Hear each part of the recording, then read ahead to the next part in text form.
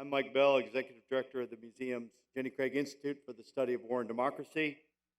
As Nick said, the Institute's a community of scholars committed to scholarship, research, publications, higher education, and public programming such as this, dedicated to promoting the history of World War II, the relationship between the war and America's democratic system, and the war's continued relevance for our world.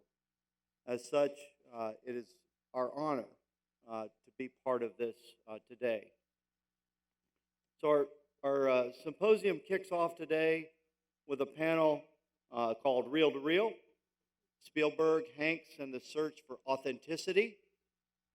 The panel is comprised of the producers, casting directors, and writers who literally had the front row seats to the creation of what became the blockbuster miniseries. Now, we're going to be honored to get a glimpse of how they work together, really to honor the legacy and the service and the memory of those veterans, and to bring to life a story that's really been part of my professional life for 30 years.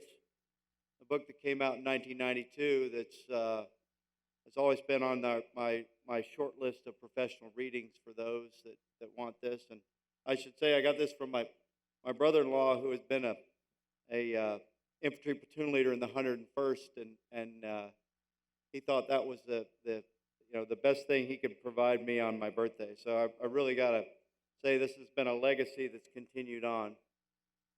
And of course, what this has done is not just educate, but also entertain millions and millions, and then ultimately inspire them to move forward. Now, to moderate today's session, we're going to turn to Kirk Saduski, Playtone executive. He's got double duty. After yesterday, we brought him to the stage, and you'll see him through this. His full bio's in the program, but just some highlights of his impressive body of work. He's been an executive and a producer at Playtone for 23 years. In addition to Band of Brothers, his talents have been integral in John Adams, David McCullough painting the Word, The Pacific. He has seen war and Game Change. And many of you will soon benefit from him. He's been working on the upcoming Masters of the Air, which is about the B-17s that flew over Europe. Some of you may not have noticed. You got one hanging over you right now. If you hadn't seen that yet, it's pretty darn awesome. But in addition to his impressive production career, as Nick said, he's been a dear friend and advisor to the museum, an incredible, insightful, and creative person. And so with that, ladies and gentlemen, please join me in welcoming Kirk and our team to the stage.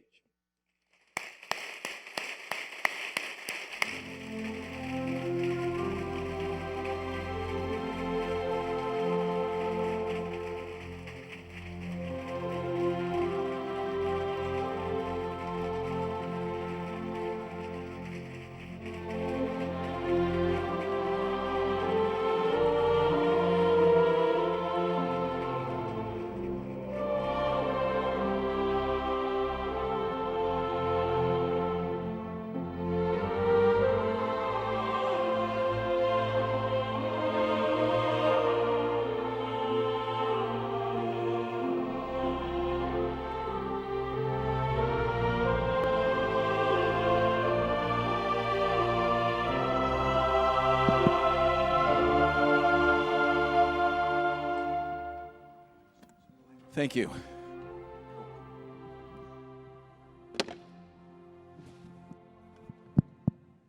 Thank you.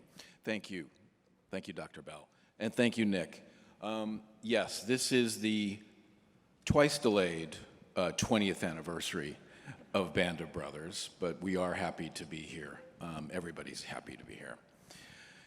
So 22 years ago now, Band of Brothers premiered on September 9th, 2001. We know what that date means because of what happened 2 days later.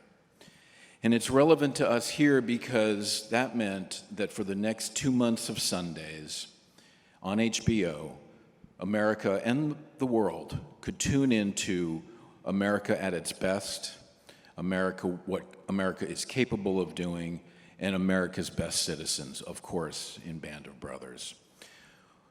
One of the things all of us have heard as we've, in the last 20 years, we've heard so much about one of the best things in the show, and we'll talk about the origin of, is every episode started with clips of the real men of Easy Company. So we're going to talk about that today. But I think that set the tone because, again, every Sunday for 2 months, America literally got to tune into who was literally the best that we have in America. Band of Brothers started in late 1998, 99, after the success, the unexpected success of Saving Private Ryan. Tom Hanks' agent suggested that there was another book. There was a book called Citizen Soldiers by Stephen Ambrose. And he said, maybe we should turn that into a movie. Obviously, there's an appetite for World War II stories. And Tom suggested that maybe he wasn't interested in doing that book, but there was a book called Band of Brothers by the same author, and which he had read in preparation for playing Captain Miller in Saving Private Ryan. And so we took a look, and it sounded pretty interesting to us at Playtone, and Tom and his partner Gary Getzman went to HBO. They were equally excited. Steven Spielberg got involved, and away we went. One of the first things we did is send a film crew around to meet and interview as many of the men as we could. We went to Dick Winter's farm, we went to Carwood Lipton's home, Ed Tipper's home, Don Malarkey's home, Popeye Wynn's home, et cetera, across the world. We're going to have our third session today. We're going to get into some depth with that. And that was the first thing we did, which we went out and met the men. And I think key to that was meeting also Richard Winters.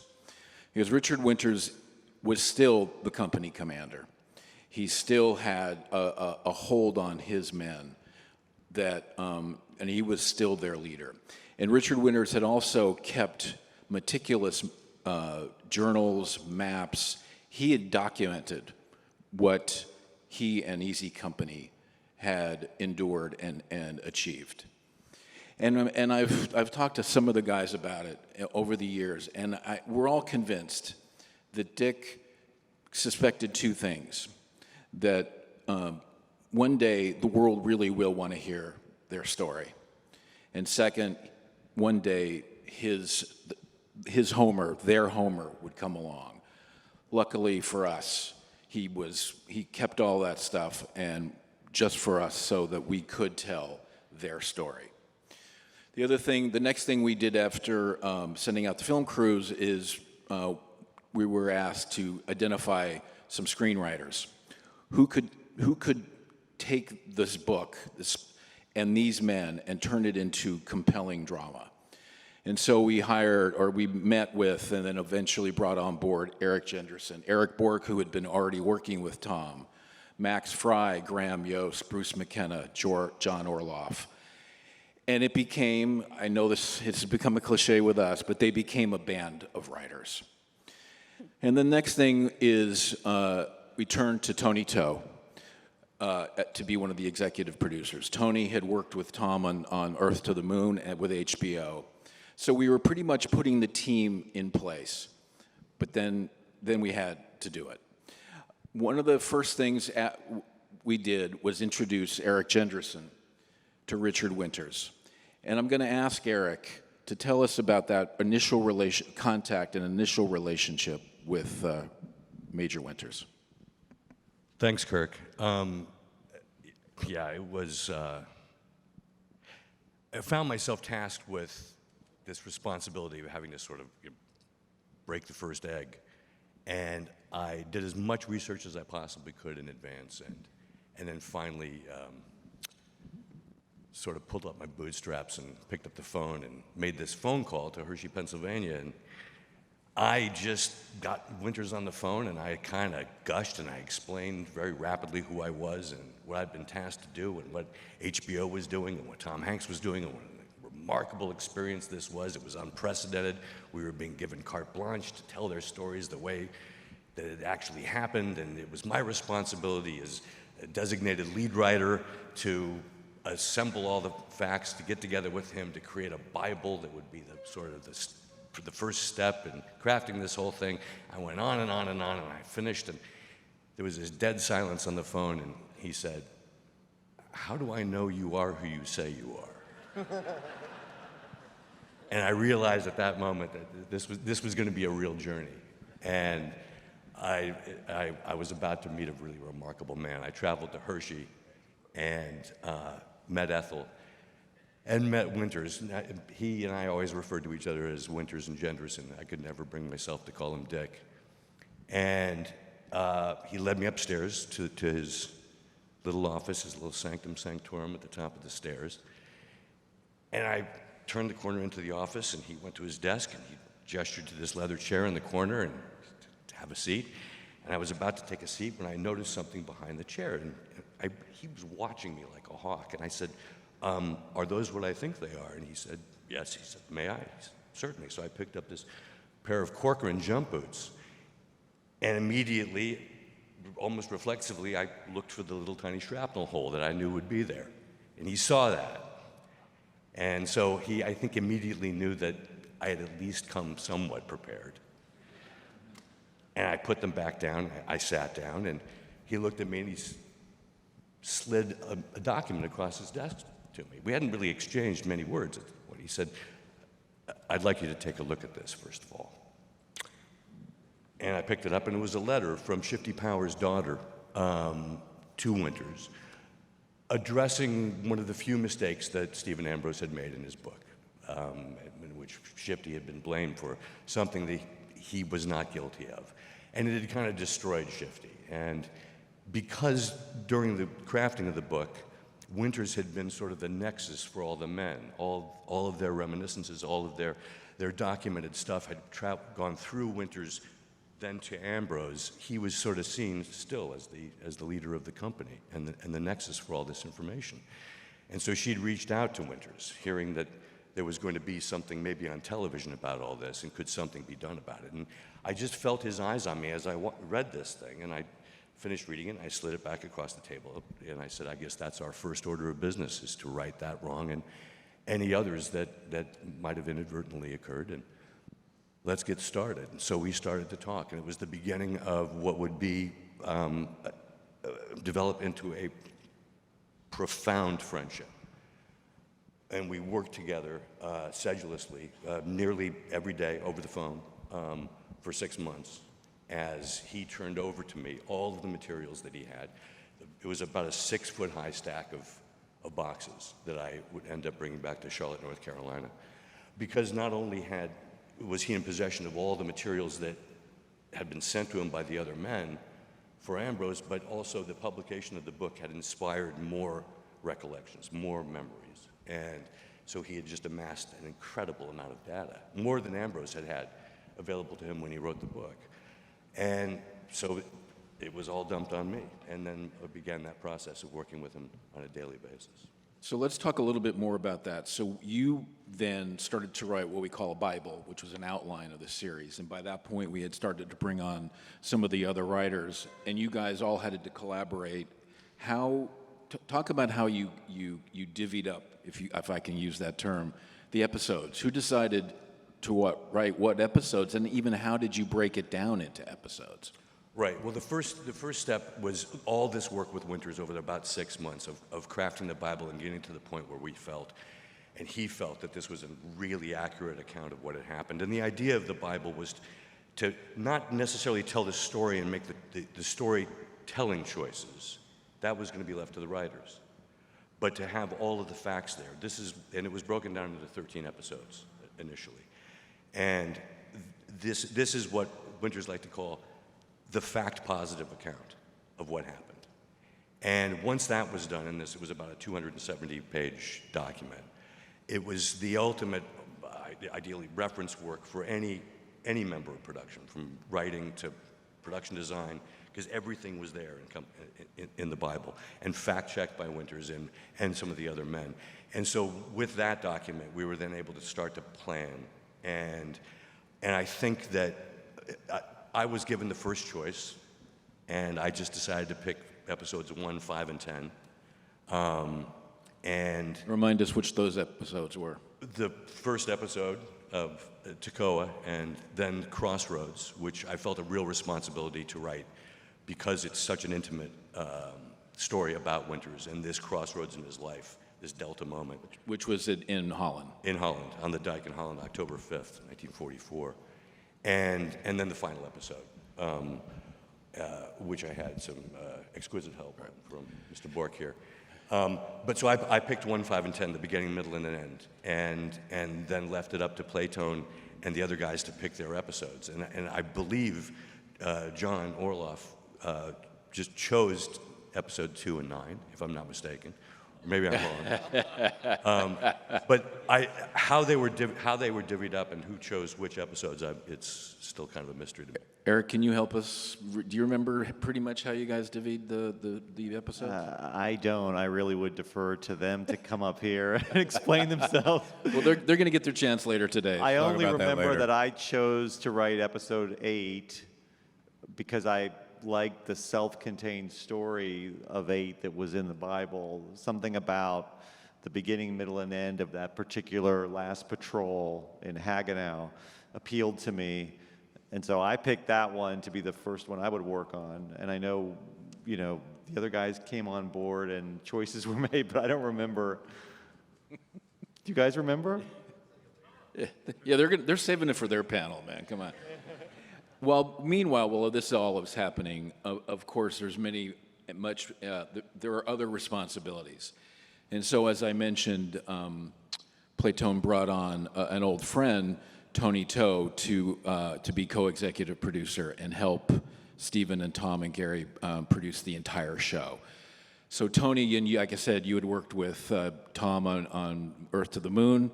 Talk about when you came into this experience and what you remember of coming on to Band of Brothers. I think I was in a wheat field in Vancouver directing something, and I got a call on my cell phone.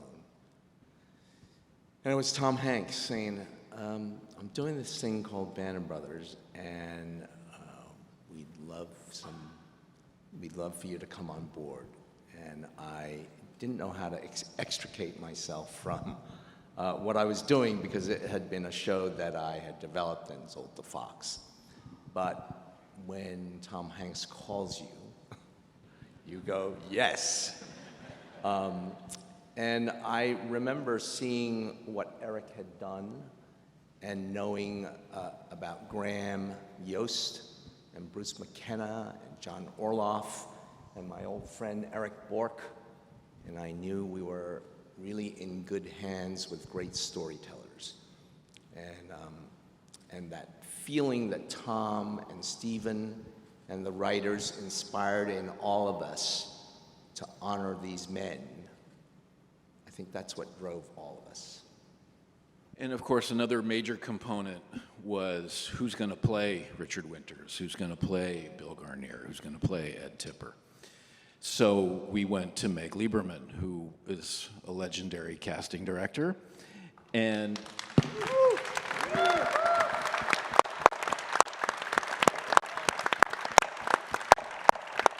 you obviously know her credits. Meg, tell us about that. How did you get it so pitch perfect? And we hear that so often. I'm sure you hear it even more than we do in terms of, yes, of course, Frank was the perfect Bill. You hear that on and on. How did you make the connection between real man and actor? Well, originally, the only thing that I had to work from was the photographs of the real guys, and then a lot of the interviews that from We Stand Alone Together. I had access to that. And then in order to audition the actors, I had one scene, and it was from episode 8, And I think I read that with with all the actors for 8 months. I don't know, it was a very long period of time. And the biggest factor for me was to try to figure out who felt like they could play the period, because a lot of actors felt too contemporary. And everybody was also from various places, so what we did was, I think it was in December of '99, we had a big call with Steven Spielberg and Tom Hanks, where we had group scenes by that point. We hadn't made any decisions at all, and we brought 44 actors, none of the British actors at that point, just the Americans, and we mixed and matched them for hours. And then it became a little bit clear who was who. And on that day, I think we made maybe 5 decisions about who we thought was going to be. For sure, it was Frank. That was one thing that became clear, and several others. But it was a very long process, but really, really fantastic. The cast is, I don't know the exact percentage, but there's a large British contingent in this cast. How did you guys determine who, what part would go to a British actor? What part would go to a Brit and what part would go to Yank? Or did it fall out that symmetrically? Well, I think for me personally, I really wanted an American actor to play Dick Winters.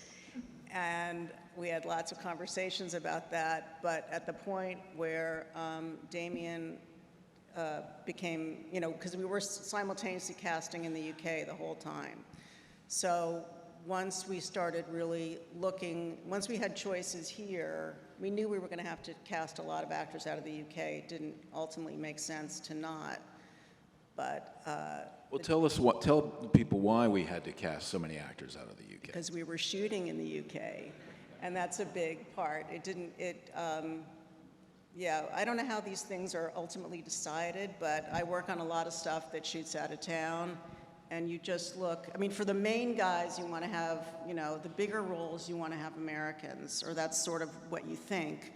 And then we would fill some of the other parts or the rest of the parts with the Brits. Tony, do you have thoughts about that? Did you want to talk about production? I think for us, having Tom and Steven allowed us the freedom, because in our business, there's a fixation on casting big names. And for this, we were allowed to look for the best actor for the best part. You see Ross up here, and he is Scottish, and he does lead God perfectly. So I think we cast a big, wide net looking for the best actor for the part. And I remember that we were trying to cast Dick Winters as an American, from an American actor. But Damien walked into a casting session in England, I think on a Wednesday, and I said, "What are you doing this weekend?" And he said, "Nothing." And I said, "Great, you're coming back with me to America. We have a big audition on Friday, and I want you to come in and be in the middle of the pack and speak with an American accent." And I think that's what we did. And when he came in and read with Tom and Meg, after he left, they both looked at each other and said, "He's the guy." Yeah, it was pretty undeniable. Do I recall it correctly, but did Stephen see him in playing Hamlet in London? Yes, yes. Can you guys tell us about that? So it came down to 2 actors for Dick. And one of the actors was a Canadian actor, and the other one was Damien. And we arranged for an in-person meeting with Stephen on a Saturday. And they both came in, and Stephen said, "Oh, you look very familiar. Were you Laertes and on Broadway with Ray Fiennes?" And Damien said, yes. And Stephen and Tom said, oh, we went to see that together. So I think it was a little bit of destiny. And I wanted to say one other thing that was pretty extraordinary about this is that Tom was prepping to do Castaway, and his giant beard, and he was losing weight, but he was in practically every audition and often read with the actors. It was pretty fantastic. Yeah, I mean, I just want to say, though, Kirk, even though as we talk about Damien's casting, it was so important to cast all of the other actors that I mean, it's a band of brothers, right? And we were so lucky to have Michael and John and Frank and, Ross and all of the other actors. And, of course, Dale Dye and his men. I think it is, for the casting, it is really a band of brothers. Without each one of them, we wouldn't have had what we had. yes, and again, there are Frank and Mike and Ross and other actors are going to be peppered throughout the other panels all day, so please. Guys, Frank, Mike, Ross, tell us about that process. When we talked a little bit about yesterday with Dale, but tell us about the process of when you got the initial call and how you prepared, and when you first did come in to audition for Tom and for Stephen. Tell us about that. Well, I'll give you the British version. We had every actor in my age group was aware of the show. The whisper around town was happening. And I believe it was a wide net they were casting throughout the US, the UK, perhaps even Australia. There were people hearing about the show. And I remember my agent calling me and saying, go buy this book.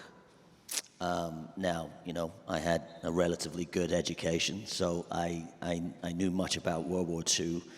I didn't, however, know too much about the American soldiers at that point, so I dug deep before I even came in to meet. My first meeting was with this star we like to call Meg, who came with a reputation. And that reputation in our field is she's one of the best, and you better be on your toes. You better come in, be prepared. She's got no time for anyone coming in with any sort of nonsense. So it was at the Royal Athenaeum Hotel on Piccadilly in London. I remember it well. I went in. I went to say hi to Meg, and again, she was seeing every actor in town. So it was a busy day for her. We have 10, 15 minutes to try and make an impression. And I remember us doing a reading. She read opposite me. And after my first take, she just stared at me for an inappropriate amount of time. I was like, this is one way or the other here, kid. This is either good or I'm out the door. And she picked up her chair and she moved it closer to me, sat in front of me, looked me dead in the eye and said, do that again. I was like, yes, ma'am. So we did it again, and she told me there and then in the room, she said, listen, Tom is going to be here next week. I would like you to come back and meet Mr. Hanks. And I tried to be super cool and go, great, no worries, I'll see you next week. So for the next week, I did not drop my American accent. My whole family thought I was insane. All my friends thought I was an idiot, but they also knew I was an actor, so I guess they gave me a little leeway. So the following week, I went in to meet Tom. It was a very powerful room, of course. Like Meg said, he had the beard, he had the bandana, he had the thing, but he's one of the most charming men in the world, and what you see is what you get with Tom, and so he made me very comfortable. We goofed around for a little bit, we read a little bit. I would like to say we became friends. I don't think he thinks that same thing, but I tell everyone we became best friends that day. And I'd started researching already. You know, I was explaining to somebody yesterday. I went to the local library because it was before the internet. That's how old we all are. I studied the paratrooper song. You know, I wrote it down. I learned it. I had a booklet full of information about these men and about the war. I decided early on I would pretend I was American from day one. I would go in and introduce myself as Ross in my best East Coast New York accent. I just had a plethora of knowledge that really meant nothing in that audition. Nobody was going to give me a test. But I left leaving the Tom audition and then my last final one. And a lot of guys I know had like 8 auditions for this show, you know, back and back and back. And I got very lucky. I had 3. And my third one was with Tony and Meg in London. I told Tony this story last night just to recap it. We sat down. I believe I had a Spears a speech from episode 3. And it was a big monologue. And I sat in front of Tony and decided to be brave and put my sides down on the floor because I knew it. And we connected, and he said something beautiful to me in that moment, which again could have been, "Good job, kid, but it ain't happening," or it could be, "You got this." And he said, "When something's so perfect, I don't need to see it again." And I remember walking out of that audition going, he's either really saying, "Kid, go do something else," or I really like it.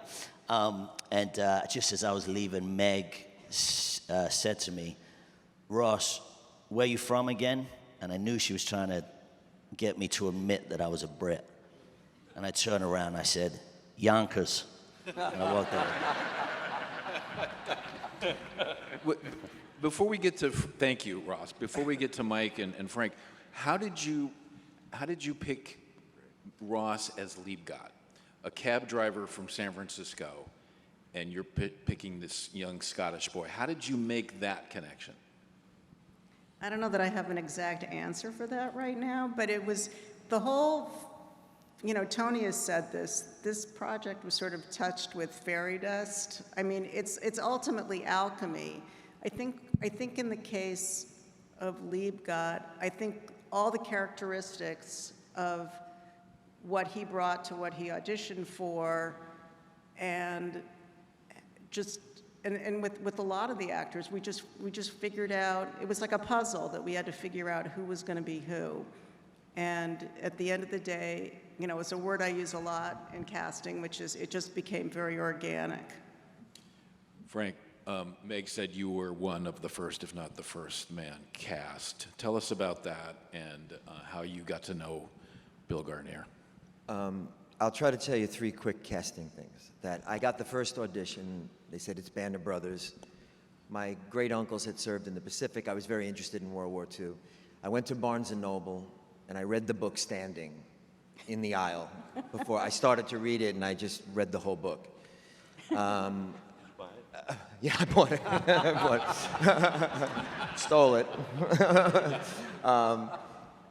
I had gotten the sides, the episode 8 sides, and I think it was Colin's character. I'm not sure if it was someone, but the person was a West Point graduate. So I felt I didn't have a good connection to this character, but I did all the research I could on that character. I heard he went to West Point. I went to a secondhand shop. I found a West Point ring. I put that on, anything that would kind of ground me to him. And I went in, and we read with Angela's partner at the time, Angela Terry, who's an incredible actress herself. She was right here, and Meg was in the corner with her legs crossed, saying nothing. She was very intimidating, I think, right? Meg was very intimidating in the room. And I read, and I tried to clean all the South Bronx out of my being to do this West Point guy.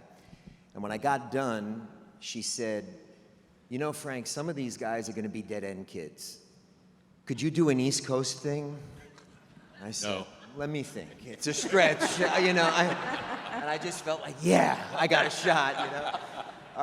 And then we had other auditions, and then I had an audition with Tom and Tony and Meg at a production office, and during that, they had the pictures of the men on the wall, and they had a picture of Bill, like right beside my head when I read with Tom. And when I got done with Tom, he said, "Frank John Hughes, you just made my day." And I said, this man's an actor. And if he's saying that just to make me feel good, it's really evil, you know? I said, I hope he means that. And I said something terrible. Tony, do you remember? I said that. I said, and I said this in all sincerity. I said, you know, before I left, I said, Bill Garnier gave his leg for this country, and I'd give both of mine to be part of this project. And I meant it to be serious and a little funny, and it came off psycho actor. And I said, Not really. I said, We "That was loved that it." job. I blew it right at the last moment before I went out the door. And then near the last audition, I had gone to see Meg, and Meg said, we were talking, and I knew this was the final cut coming up, and Meg said to me, there's a tape on my desk in front of her. She said, the man you're playing may or may not be on that tape. It was some of the footage from the veterans, you know. She said, I'm gonna go to the bathroom. And when I come back, that tape may or may not be here. When you came back, and I was like, all right, maybe she's trying to get me bounced, or maybe. Meg left, we said our goodbyes. I took the tape, I went home, and I put it on, and that was the first time I saw Bill talk. And when he talked, I saw he had a great underbite. And I said, I think I'm going to do this for the last audition, which was risky. You know, if you do 4 auditions, you should keep doing what you're doing. You shouldn't change it up. But I just felt if he was going to be seen during the show, it would seem lazy if I didn't do it. And I did, and we did that last audition, and it went, I felt like it went good, but we were mixing and matching, and I had been in the first 2 groups, and then I just hung out for 8 hours. And I said, oh, it's not going to happen. And one of the groups I remember were a lot of famous guys got together, and I said, there's your cast. And we waited around, and we left, and then I got in the car to go home, and everybody was calling me, how'd it go, you know? And while I was in the parking lot, my phone rang, and it was my agent, and he said, you got it. And I don't know how that car got from Santa Monica to Calabasas. I really don't remember driving home. I checked the grill for like hair and blood that I might have drove down Ventura Boulevard on the sidewalk. I had no idea. Mike, tell us about your experience in being cast as Bull Randleman. Mine was a little simpler. No, it was. Did you read for Compton at one point? I read the Compton speech when he's talking about, you know, this is the same through history. This is where, you know, they came down through Valhalla, and you know, it was this wonderful speech. And I remember I was working at the time. I was doing construction, so I had to get time off. So I was like, I got to zip down to Lantana Building, which is where we all were, and had the speech. And I was like, you know, I'm reading. Oh my God, I'm reading for Buck Compton. It's like, no, actually, everybody's reading the Buck Compton speech. And I was like, oh, okay. So I was very distracted. I went and I had a really wonderful history with Meg. So when I went in, I actually just had a great time with her, did the audition. And I don't think I heard from you guys for a long time. And I kind of assumed this when you do this for a while, when you sort of go from audition to audition, your next audition is what pulls you out of your last horrible experience. So you're sort of like, well, I tanked that one. Let's hope tomorrow brings another audition so I can forget about that.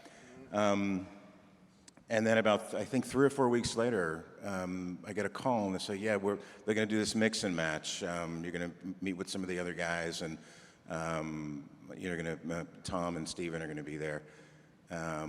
So we went in and we show up, and there's a lot of guys there, like a lot of guys, and there's a lot of famous guys there. I don't know if I'm allowed to say who.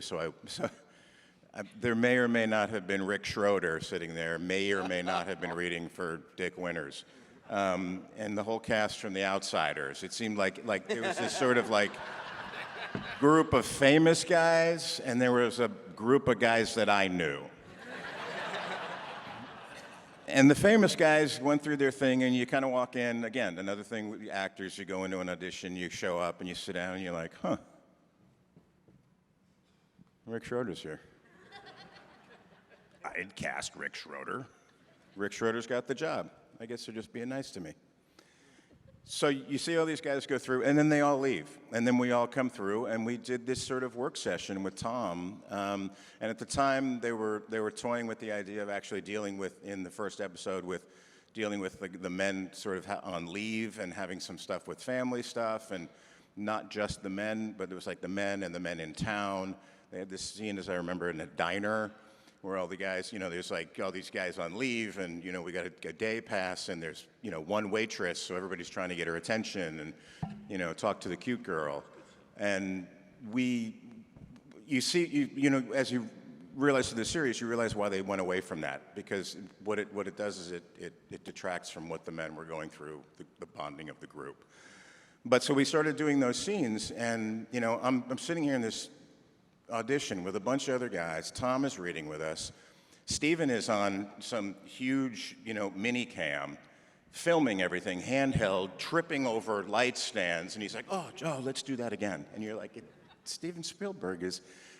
It was the most surreal audition experience I ever had, because I was thinking more about Stephen being in the room than I was about doing the material. Yeah. And I think that was the case for all of us. But I think we learned very early on that they were, at least I did, they were about to make a decision. Were we going to go with a group of actors that were well known, that could do this, that could make them obviously a lot of money and people would watch, or they could go with a group of men who had a bunch of experience, who were all great character actors who would be known and become these men. And I think that's what they made a very conscious decision to do in retrospect. And I think it was a phenomenal decision from a business standpoint, from a creative standpoint, and from a position of honoring the legacy of these men. Frank, did you want to add to Jim Matteo can't be here, and he's such a huge part of this. And I had a quick interaction with him because I didn't know Jim, but in that mix and match. Tell everybody who Jim. He played Percani, and at that mix and match, one of the groups I went in was with Jim, and we started to talk a little bit. And Jim's from the South Bronx, I'm from the South Bronx, and he was just someone I really understood. And Jim's the truth. I mean, when he acts, he makes good actors look bad, because you just believe everything that comes out of Jim's mouth. So we were talking a little bit, and then the audition started. Tony's there, Meg's there, HBO, Tom's there, and Steven's filming, and we're kind of getting ready, and Steven puts down the camera and goes, "Jimmy." And I'm like, if this guy's reading for Garnier, I got no shot. He's just a better actor, and Steven knows him. The fact that anyone would know Steven was so intimidating to me, because I didn't know he had worked with Steven before. And he crushed it. And when he showed up in boot camp, I was so happy to see him, because I just knew, man, we're in good hands. If they're casting people like this guy, we're in good hands. I have to say, the commitment from Tom and Stephen to this project made us all commit the same way. Tom read with every actor in every session that I was in. He spent days and days and days and days patiently reading with every actor, and was very, very generous. And Stephen never casts in person. He only casts by tape because of what they just said. It changes the room when he's in the room, because you're going, it's Steven Spielberg. So I think that for Stephen and Tom to do that mix and match, that was a huge commitment, and we all felt that. And the other thing is, the reason we did the mix and match was, it was the first script that we got, and it was from Eric. So we used that script for all of the parts, but that script didn't really give us all of the characters, and that's why we needed the mix and match. If I could just add something too. I mean, Meg touched on it. Tony, you just sort of touched on it. Everybody is touching on something that really needs to be talked about, because it's something that cannot be overlooked. It's something that distinguishes this entire experience. I think in all of our experiences in working in Hollywood and as storytellers and filmmakers and actors and producers, there was something about this project from jump. We weren't, first of all, HBO had given us a carte blanche that was unprecedented, and an executive attitude that we as executives at HBO don't know how to tell stories. We're going to, and this was Chris Albrecht, really, saying, we're going to assemble the right team and just leave them alone. let them do what they do. So there was this, first of all, there's an extraordinary responsibility and sense of freedom, but more importantly and primarily, from the word go, there was this sense, this awareness that we weren't making a GI movie. We had this extraordinary responsibility to serve the stories of these specific men, the men of Easy Company. What Ambrose had done, what was in the Bible, it was always there, and everybody who came aboard had this, oh my gosh, feeling. This is not just a gig. There was something special about it, and this sense of responsibility wasn't a lodestone for anybody. It was more like rocket fuel. Everybody was so passionate about getting out of the way, setting their egos aside, and serving the story. And it distinguishes, I think, the work on this film from casting to producing to certainly acting and all of the writing in a way that I think is unique in television history.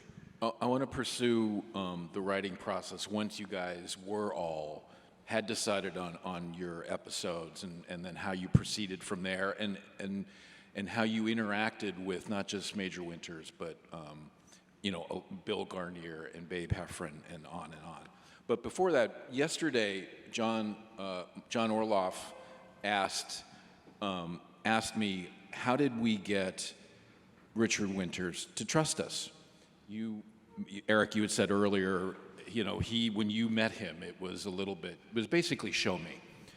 And there were several things, and one of which was we had sent, as I had mentioned, a documentary team to film him at his home and then eventually at his farm.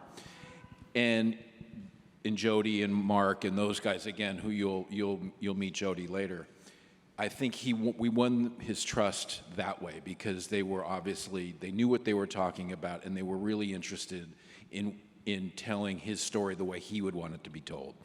The other way was, as we mentioned, him meeting Eric, and they really did form a real bond. It's as if Dick had been waiting for the 40 years for you to come along, I think. But the other thing is, and this is to feed off what you were saying, Tony, Tom, and I said this yesterday, Tom courted Richard Winters, not in a sense of come be in my movie, but I admire you. You're to use the overused word hero. You're a hero to me. You're the kind of man I want to be. And so I think Dick really sensed that from Tom. It was that kind of courtship. And so I think that's what engendered the trust. And once we had the trust of Major Winters, I think you guys would agree, and particularly you, Eric, then we had the trust of the men. But so talk about a little bit, Eric, you as well. What was that like when you guys were talking? Somebody's writing Tekoa, you're writing Hagenau, somebody's writing Carentan. How did you guys? And you guys will get your shot later. But how did you divvy that up? And how much did you collaborate with each other, even if it wasn't your episode? Maybe you had an idea. You're writing episode 1, but you have an idea for episode 2. Right. Well, I mean, there was rough story ideas in the episodes in the Bible, but they were more this fact positive account of what happened, and the sort of way into each episode, or the conceit or the concept of each episode, was really the inspiration of the individual writers, of Bruce and Graham and John and Max and Eric. My recollection of it, the normal way to do this would be for there to be a writer's room, and everybody get together and waste a lot of time, as writers do, and talk about stuff and have bad ideas. That never happened here. It was all sort of done virtually. It was all really done by phone, because we were writing the episodes simultaneously, more or less. I was working on 1 and then 5 and then 10, and Eric's working on 8 initially, and Bruce, I think, first on 4, or if not 6. First, I couldn't remember, and John on 2, and Graham at 7, Max on episode 3. They were all kind of happening simultaneously, and they all had the Bible as a reference, but it could inspire other questions. So I would just field phone calls constantly about, what does this really mean? Can you tell me more about this or unlock this? And any specific questions they had. I mean, they had all determined as storytellers what their approach was going to be to their episode. But there were questions that weren't answered in the Bible. So they could come back to me at any time and say, can we unpack this idea? I could call Winters, he could tell me, answer just about any question, and if he couldn't, he could direct me to the person who could. And also it has to be said that all of the writers had developed profound relationships with the principal characters, the men that they were featuring in their stories. My focus was really principally solely on Winters. Yeah, and I think that's interesting because you guys collaborated, the actors collaborated with each other, but there was a collaboration between the writers and the men and the actors and the men. And all of you guys, and please talk about that there really was a symbiotic relationship between Easy Company and our production, but primarily with Eric and the writers, and Frank and Mike and Ross and the actors, and not just with Winters, obviously, but a lot of the men. Can you guys talk about that? Well, I think what we were talking about earlier and how this whole show bled from the top down, right? Everybody knew from the beginning how important this story was going to be and what the legacy was going to entail, and that was on everybody's shoulders. So it was like this amazingly collaborative, and that really goes back to Captain Dye taking us to boot camp and the cadre putting us through our paces. We all knew from day one that this wasn't just an acting job. This wasn't just a movie we were doing. We knew that we had to tell a story of these real heroes, these real men, and we needed to do that with such truth, you know? And so when, obviously, scripts were written when we came on board, not all of them, but most of them. But I have to say, from my standpoint, there was a real open communication with the writers, which, you know, that doesn't happen terribly often, where people could kind of express a story that they've heard from a family member or a story they heard from one of the buddies. And it wasn't to, you know, glorify or build the ego of an actor or of a character. It was more about, is this something that should be told? And my experience with all the writers, it was a phone call. It was absolutely a conversation. Sometimes it would be a no. Sometimes it would be like, it's a great idea, let's try it. So it was never, there was never a barricade there, which was wonderful. I had such incredible, I was so lucky to have my vet alive. A lot of the men didn't. And I had such a strong presence of my veteran, of Bill. We became very close. We talked for hours and hours a day for months. I've said this before, he was just as fearless in opening himself up and telling me things. These were not men who talked about these things, but he knew the story was going to be told, and he did it for everyone else in the company. He wanted to tell his version and be honest and let me have that info to do honor to the other men. All of these men never talked about themselves. So if I told Bill, if I had questions about Le Grand Chemin or something and said to him, what were you doing? I've said this before, it was almost like he was bringing coffee to the scene because like he had nothing to do with it. He won a silver star. But it was like he wasn't there, but he would tell you everything else that everyone else did. And once we all figured that out, we realized you have to talk to the other vets to find out what your vet did.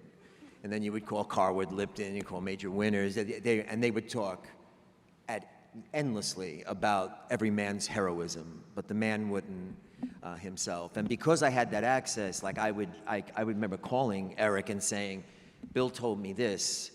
Can I say this? Because he had Billisms that were just so real that Bill had his own vernacular, and it was just, he had an old dictionary of terms.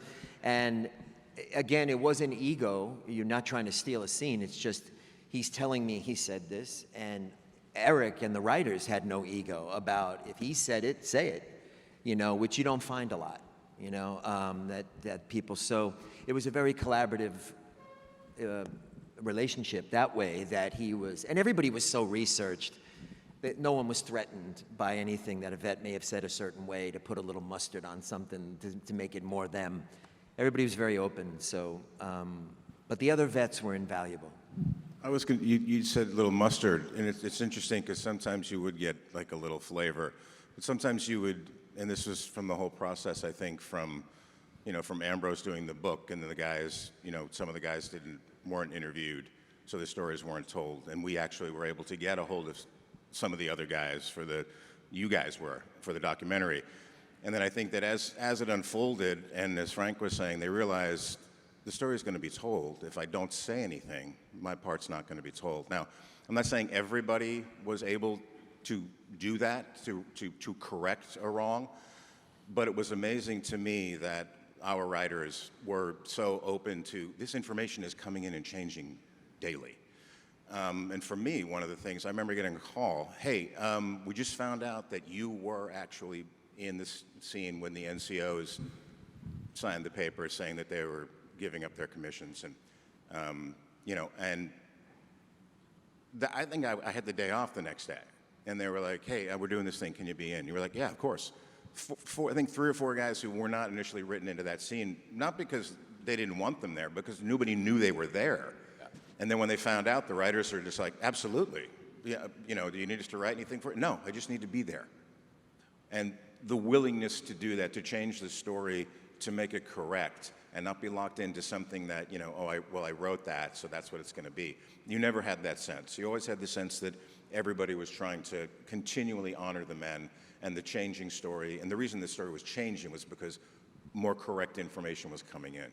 Yeah, I think people yesterday were talking and always do about the authenticity and how much was real and how much was true. And I think the watchword was the truth, or the watch phrase was truth will out. I mean, if you did find something that altered something that you had already planned, not necessarily shot, but certainly you had already planned, it was in the script, you had already rehearsed. But if you found something that changed that, no, this is really what happened, as much as possible, as much as practical, we would change it. And also, there was no need for anything to be arbitrary, because we had such a wealth, such a treasure trove of information available to us. And by a certain time, there was so much trust and goodwill among the vets, and they had developed not just a relationship, but friendships with the writers and the actors. And so it just burgeoned, but there was no need to ever be arbitrary. The scene with Zelensky in episode 5 and Nixon's bacon sandwich is very specific, because we had the opportunity. I could call up winners and say, if Nixon wanted a snack, what would he have? Was there anything? Bacon sandwich. So it would be a bacon sandwich. So there's so much of that in the entire miniseries, that there were never really arbitrary choices about things, because we could always get a fact-positive answer. Ivan, Tony, as we talked about, you guys shot this in England. What was talk about that experience, and talk about being at Hatfield, and tell everybody. I mean, you guys were there for practically the same amount of time that the guys were in Europe. I think I just want to say that Ivan continued that relationship that the writers and the actors had created with the vets. And Ivan continued that throughout the production and after the production. And it was very important to us. The research, the knowledge that came from those guys flowed into the rest of the production through Ivan. And the accuracy, the verisimilitude was through Ivan.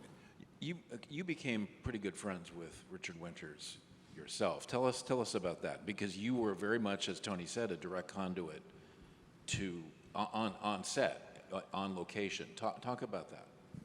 Yeah, I mean, the first time I met Major Winters, he put me through the ringer. Very similar. Like he tests you. He does not become your friend very quickly. So one, I had to get a letter from Tom Hanks saying it was okay that he talked to me.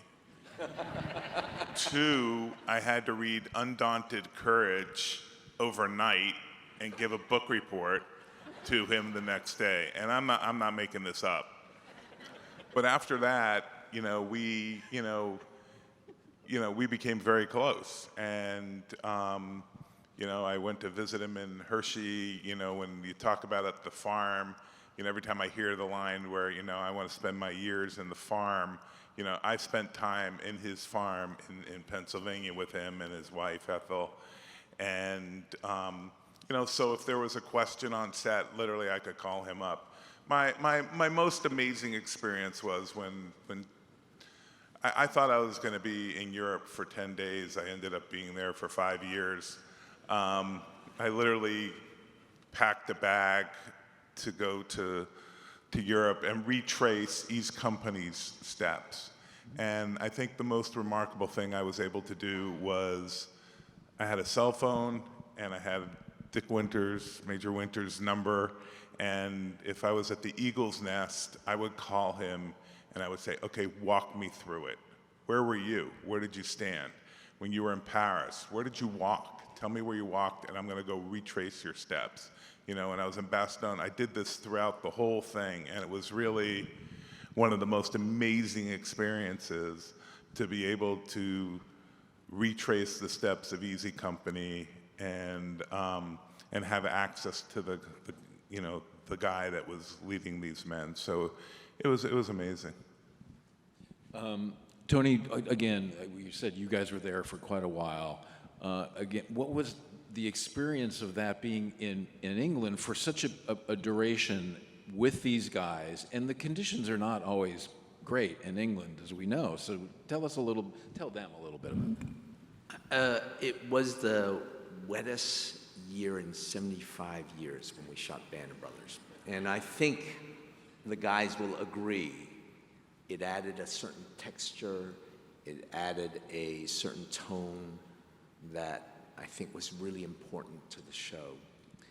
And slogging through the mud and the rain, that made you feel that you were there. And I think that was the most important thing for us. You heard about boot camp yesterday and how these guys really became these guys through boot camp. The thing that we wanted to do on the production for them was to put them in the environment so they wouldn't have to imagine, oh, there's this building here, or there's this, you know, dike there. It was, let's build everything around them. They know who they are. There's Wild Bill, there's Bull Randleman, there's Joe Gott. Let's stick them in those situations and those environments. Well, let me riff off of that, because what you guys were saying yesterday when we were talking with Dale, and explain to the people what it was like. Frank, you said something about at some point your mind tricks you because you've got all of this production around you. Now you've got German panzers coming at you. Tell us what that was like and how it actually, in some ways, you felt like you really were in battle. Your mind would get tricked. You could actually fool your senses. You're in a position where you're open for this to happen. And we've all had this, every man here has had this experience where you would be in a battle scene and you would take a bead on a German soldier and fire and he would fall. Just by dumb luck, that's when he was supposed to go down. Where you felt you had shot someone. It was so realistic that your brain was constantly tricked. Like we said in that scene, I forget what episode, but with the tanks breaching the woods and these German soldiers running beside them, and the panic you feel as you're realizing my Thompson is not enough to fight off a tank, and did I bring enough, have enough ammo with me? Do I have grenades? What can I do? And while this is happening, trees are exploding over your head that you swear are real trees. You have no idea these trees have been rigged to explode. And in that moment, you get 1/1,000,000th of what they might have felt, enough to fool your brain into behaving in a real way in that scene. I think it's worth noting that in Band of Brothers, there were no stunt doubles. All of the actors did all of the action.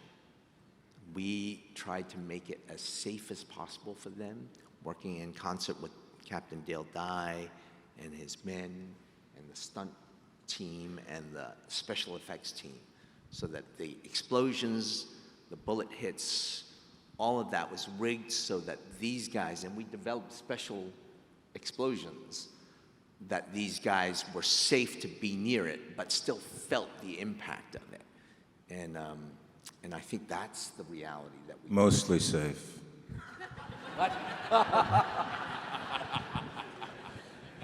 Where's your pinky? We were safe. Ross, did you want to? Yeah, it was just going on what Tony was saying about how they immersed us into it. And yes, in all the action sequences and all the war sequences, of course, that was just, vibrated through us at all times. But even the production design on this show, like that we shot in Hatfield, you got to bear in mind, we would literally be in Carentan, and after lunch, you could walk over a bridge and you'd be in Eindhoven, and then you would be in another part of Europe. And every detail of this was immense. And so you felt that you were in Europe. You felt you were in the correct time period. The buildings were built. They were shelled out. They were blown up. There were bullet holes in the walls. So no matter where you went within this movie set, you felt that you were 100% in the place that you were supposed to be. That was even down to the costumes that we had. We had the real wool shirts. So this beautiful rainfall that Tony was talking about, I actually thought it was a lovely year of weather, but I'm a Brit, what do I know? But no, it was miserable. But the fact that, we were really uncomfortable and wet and itchy and, we'd broken in our boots, so we were fine, but it was just, we were soiled in what these men were going through, and that's down to, the higher-ups. Yeah, can I just add something? Because, we're talking, and with all the panels, and I think it would be remiss not to talk about everybody every department, and every single person that participated in this show. Because, yes, we wouldn't have the words if it wasn't for the writers, we wouldn't have the action if it wasn't for the actors, but if you walk through where they built the tanks, if you walk through wardrobe and where they put the uniforms and the attention to detail, and you walk through, the armor and the guns and what they did, and putting rebar in the rubber guns so that they would have weight and they wouldn't just flop. There was thousands of people that were involved in making this. And every single person, and I really believe this, and I know Tony does because he said it over and over again, is that we wouldn't be sitting here if it wasn't for all those people. And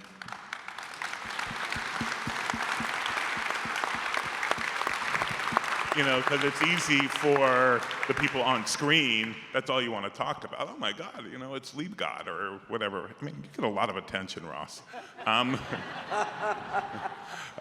But, so many people and so many things happened and had to go and work together to make this work. And it's what made it a once-in-a-lifetime remarkable experience, because all those people were working toward the same goal, and it's what you see on screen. Hey, So Kirk, could I say something based off of what Ivan just said? The first week, I think we were shooting in like the marshalling area around the planes, and there was a lot of free time that you could walk. And I used to smoke then. I was having a cigarette, and I walked 3 miles from camera, and some department head was chewing out one of his people because he didn't believe the mud splat on the tire well on a Jeep that would never be on camera. It was that kind of a level. And when Dale is throwing Sobel out of the company, I would go to rooms in that building and go to the back of the room and open a drawer, and there would be field reports. It was just, that was that level of detail. Tony, because I was going to say, tell everybody who Tony Pratt was. Tony Pratt was our production designer. And again, he worked very closely with Ivan. Ivan talked about retracing the steps of Easy Company. And he took Tom and Tony and a lot of the production team on a bus, on a plane, right through that Easy Company trail. And Tony became the professor on, like everybody else on the production, like you were talking about. Even the set dresser, everybody became an expert on World War II and on Easy Company's journey. But it's Tony. He's the designer. I mean, he ultimately he's responsible. He's responsible for the environment that you see. Everything that is in the frame that is not the actors, Tony was really responsible for. He oversaw the costume department, he oversaw the makeup department, and he was very meticulous about everything. It's what Frank said. You would pull a drawer out. It was never going to be on camera, but there were field reports in there. And it gave the actors who became these characters the reality, and it was seamless. I think you can obviously tell the dedication of everyone on the stage, and as Tony and Frank and as everybody suggested, that dedication was backstage as well, equally. That was their contribution, and it made everybody's job. Everybody contributed to everybody else. If the costume was right, then the webbing. Yeah, absolutely. Everything. How important? Again, hey Frank, you were suggesting how important that was to you guys. Can you remember a specific moment where it affected your performance? I remember every morning they would wash our clothes when we wanted them washed. I know that might sound strange, but there were certain elements of my uniform that I did not want washed. My jacket was one of them. That's where I kept my cigars, and it smelled like yesterday. And yesterday was a good day, and we were at work. Now we're starting over. The best way to do that for me was I would bury my face in my jacket because it smelled like sweat, cigars. It smelled like everything we were doing for the past month. So for me, don't touch my boots, don't touch my jacket. Please clean everything else. Everything about what they did, again, I'm going to jump back to what Ivan was saying and what Tony was talking about with the construction. I paid my way through school doing construction for film and television. I was very aware of what was going on there in the construction department and this amazing round table that Tony had created of this sort of pie chart of towns. And there was a sort of a round city if you were to look at it, and there was like a 30 or 45 degree wedge that we would be working on at one point while they were on the other side, rebuilding what we'd blown up the week before, or deconstructing or reconstructing what we were going to do next week. And we would jump around this pie, and the amazing coordination that went on, because it was all really filmed in the same place. And nothing stopped for construction. They were building while we were shooting. And once we got 4 weeks into the shoot, they were 4 weeks, 4-week schedules for each episode. 2 weeks into the first section, we started the next block. So by the time we got 4 weeks into it, we were shooting 2 episodes at a time, completely overlapping. So you had 2 full units and massive construction going on this abandoned airfield. The coordination that went into that from the producing standpoint and from the art direction standpoint and from the ADs organizing all of this was insane. And on top of it, they were doing reshoots. So there's always another mini unit running around somewhere shooting something else.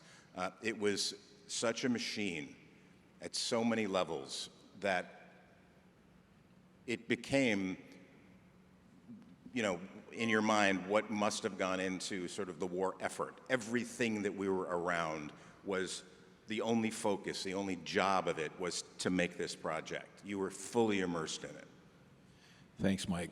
We have to start winding down. I want to give everybody on stage a chance to, we've all been a part of, you all took part in, obviously a seminal, not just a television experience, but really a American cultural experience, obviously.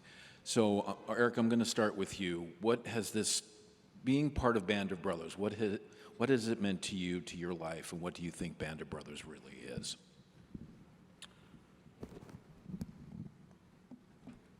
I think, certainly for me, as I think I speak for everybody who was involved creatively, it was a life-changing event. The honor of having the opportunity to tell the story properly, and not in a Hollywood way, but to tell it with integrity. This kind of an opportunity doesn't come along very often in our business, and it did, and this one singularity one moment. And the opportunity to serve that story, to serve storytelling itself, to serve the idea of we have an opportunity to tell a story that's sort of it's about Easy Company, but it's also, it can stand for anybody who served in the ETO in World War II. It was extraordinary. And I feel tremendous sense of satisfaction and gratification, and I think the most important, what always comes back to me, and especially being here, having essayed to do what we did and having done it and to be in a place like this, it reminds me of 3 words. Winters had this thing. We worked so hard together for so many months, and we became so close. And we were on the phone pretty much every day because I'm working on an episode in the Bible or in script. I would be reading to him and calling him from North Carolina. He's up in Hershey, or I was at the farm, or I was in Hershey. But over the phone, I'd be reading to him the day's work. And then I'd always leave him with a list of questions. He'd give me feedback. And from that feedback, I'd always say something like, okay, well, I'll call you after lunch tomorrow. I'll call you in the morning. We'll go over this again. I'll see you in the morning. I'll talk to you tomorrow. And he would always say the same thing. He had the same way of signing off every single time. He said, I'll be here. I'll be here. And from a man like Dick Winters, those are the most reassuring words just about anybody could hear. I'll be here. And it feels to me as though undoubtedly the spirit of Winters, and shoulder to shoulder with the spirit of all the men with whom he served, will be here and in our hearts and in this country and this world for as long as we remember them. And that's what this is all about. And I feel that to a great degree there's been a mission accomplished. Thank you, Eric. Frank? An actor's life is very singular. It's a very solo pursuit. In the sense it could be, there's a lot of gladiator in acting, because at the end of the day, you have to compete against a lot of people, go into a room and win it. And if you don't, your children don't eat, and you don't have health coverage, and it can be a very singular pursuit. And what this did was take all of people who had to fight that fight and turn them into selfless human beings, and seeing the bigger picture where even through production, you cared more about these guys than yourself. That was the best way to survive it and to get through it. So becoming selfless was the gift that came. And to me, it was the real secret sauce of what makes a band of brothers, was this level of selflessness. If you have a brother, you'd do anything for your brother. We had to get a taste of that with our group.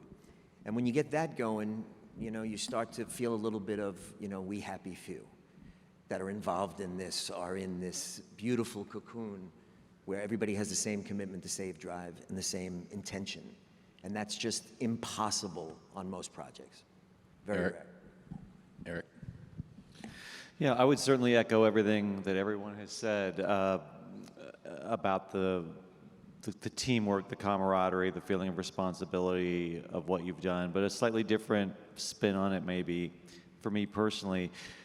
Before Band of Brothers, a few of us on this stage, well, these 4 and a few people out there had worked on another mini-series with Tom Hanks, From the Earth to the Moon, which was about the Apollo space program. And that was my first real professional project as a writer and sort of junior producer, mentored by this gentleman. And, you know, we thought we did something pretty cool, right?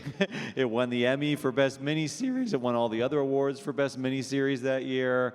Launched careers, and was also paying tribute to a great American achievement and a great group of people, 400,000 people who made the moon landing possible, and it was this very big deal.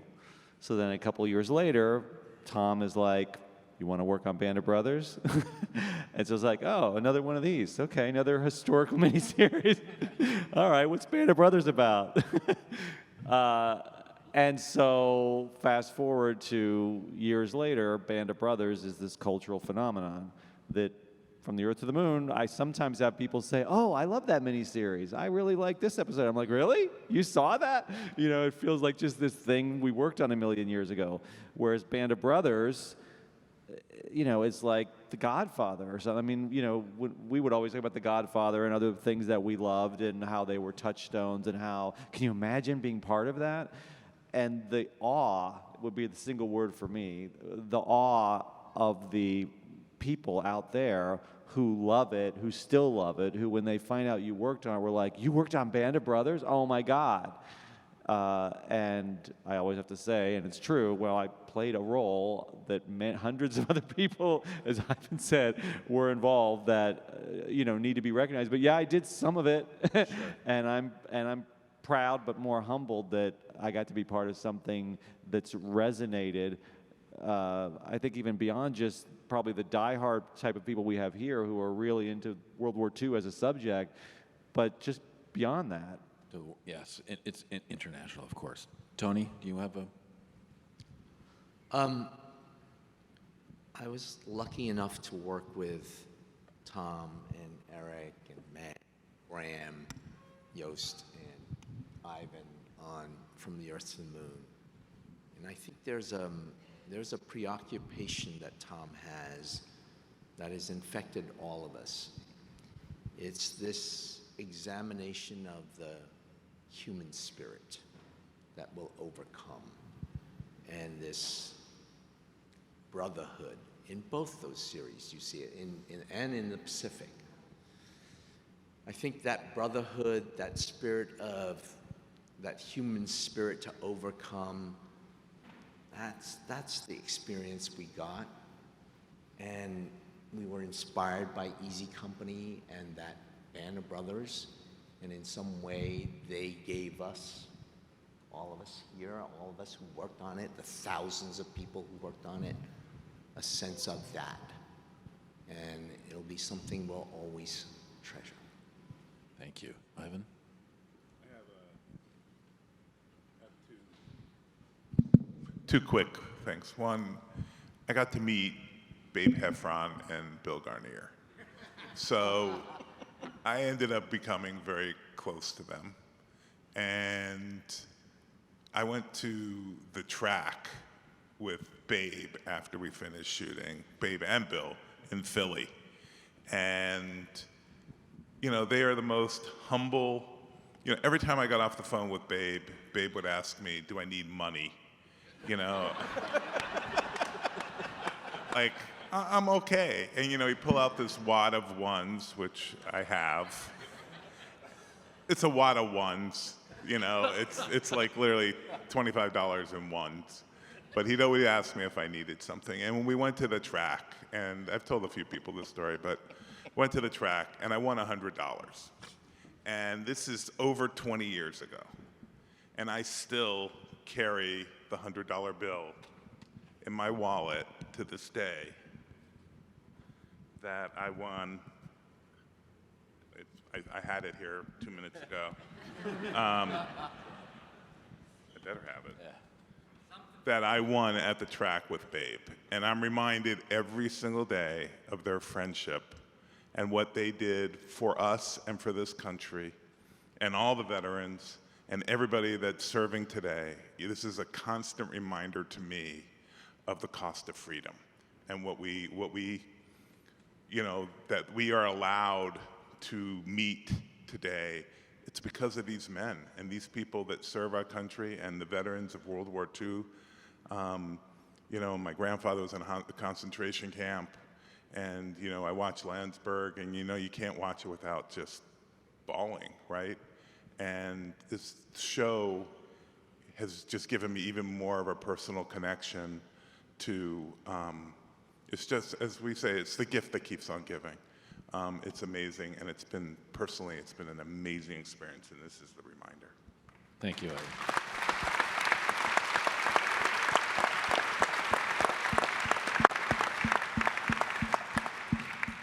Meg? I don't think I realized when we started this project, obviously, I don't think anybody did, what the resonance was going to be so many years later. But it's so incredible to see the life after the show and how incredibly close everybody is. and how casting them in this show has changed all their lives. And you don't think about that when you're normally doing just any kind of show. Because, you know, I did cast From the Earth to the Moon, and it wasn't that, even though I loved that project, and it wasn't that kind of experience. But this has resonated. I mean, to go to France and to be in Normandy, and for me to meet the real guys and see the actors close to them was just so moving. And I don't know, it just has resonance beyond. Yes, very definitely. Ross. I mean, Meg's just sort of summed that up, even with her emotions. It's, no, I mean that. It's like, this is a life-changing experience. As actors, we tend to go from set to set, and we've all gone on, you know, to do other stuff that we're proud of, and la, la, la. We're still talking about Banner Brothers 22 years later, and we're talking with such love and respect. And I sort of repeat myself here, but being a working class boy from Glasgow, to be able to, on a personal front, achieve somewhat of a dream. I always wanted to come to America. That was always my dream as an actor. You know, Tom Hanks wrote me the letter to get my green card, so you can blame him. But you know, that's just like a sliver of what it means personally, but truthfully, the fact that I've been able to, dare I say, call some of these heroes friends. You know, I've been drinking with these men over the years. I've heard stories of, joked, I've laughed, I've cried. On top of that, not only are we telling a story to generations, my generation, generations underneath us. Now I have kids, 17, 18 years old, coming up to me now, still to this day, and they want to talk about band. We all go to airports throughout the world, and we're stopped by servicemen and women who are visibly shaking, and it's got nothing to do with our job as actors. It's because of the story and because of these men. And the emotion that's coming out of these people, they can barely speak. And again, it's just because it meant so much to so many people. It allowed people to finally open up and talk to their grandpa and talk to their father and actually hear what they went through. And one more little level on that, I truly have met my best friends on this show. Guys I will lay down in traffic for, and they'll do the same for me. And that has been such a bonding experience. It started with Captain Di putting us through this. It starts with Tony and the guys, Tom and Stephen, putting together this great program, and Meg and Ivan coming, and everybody, the writers and everybody knew how important it was. And the fact that I can sit here with my best friends that I will call family, and we'll all be in each other's lives for the rest of our lives, is because of this show. So I'm eternally grateful. It changed my life tenfold. Thank you, Ross. Michael. It's interesting. When I had finished Band of Brothers and we saw it, we had the premiere, it had aired. I remember turning to my wife and saying, if I never do anything else in my life as an actor, I've done enough for me. Over the years, it's what this project means in my own personal life has it's changed. The project will always be out there, but we met these incredible men who had these incredible friendships. And as Ross was just saying, for me, ultimately, the biggest takeaway for me wound up being incredibly personal and incredibly selfish. I have as Ross had said, some of my closest friends in my life that I will know for the rest of my life. So it's not always life imitating art. Sometimes art imitates life, and I'm okay with that. Great, thank you, Mike. Well, I think we're going to wrap up. We've got a full day, And I want to say one thing, and I've discussed this with in a different context with my friend Graham. Everyone on this stage, everyone you will meet today, we all get to take the bows. But everyone on this stage and everyone you meet today is very cognizant of the fact we're taking the bows for what they did. So thank you very much. We'll see you for the next panel.